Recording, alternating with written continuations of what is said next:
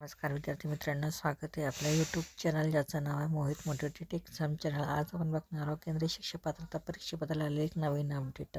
ती अपडेट कोणती याचा मग सुरुवात करूया व्हिडिओला। अपडेट अशी आहे, राज्य निवडणूक आयोग महाराष्ट्र पहिला मजला नवीन प्रशासकीय भवन राजगुरू हुतात्मा चौक मादाम कामा मार्ग मुंबई 32 प्रसिद्धीपत्रक। केंद्रीय परीक्षक पात्रता परीक्षा देणाऱ्या शिक्षकांना निवडणूक कर्तव्यातून सूट।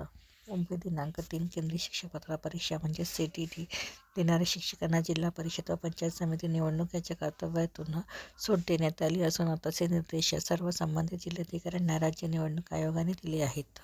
उपमुख्यमंत्री अजित पवार यांच्या निधनामुळे राज्यात 3 दिवसांचा दुखवटा जाहीर करण्यात आल्यानंतर 12 जिल्हा परिषद व त्याअंतर्गत 125 ग्रामपंचायत समितीच्या सार्वत्रिक निवडणुकांसाठी मतदानाच्या तारखेत बदल करण्यात आला। त्यानुसार आता 5 फेब्रुवारी 2026 ऐवजी आता 7 फेब्रुवारी 2026 रोजी मतदान होणार आहे। त्यावेळी राज्यातील सर्व शिक्षकांची CTT परीक्षा असल्यामुळे संबंधित शिक्षकांना निवडणूक कर्तव्यातून सूट देऊन पर्यायी व्यवस्था करण्याबाबत संबंधित जिल्हाधिकाऱ्यांनी निर्देश करण्यात आले आहे।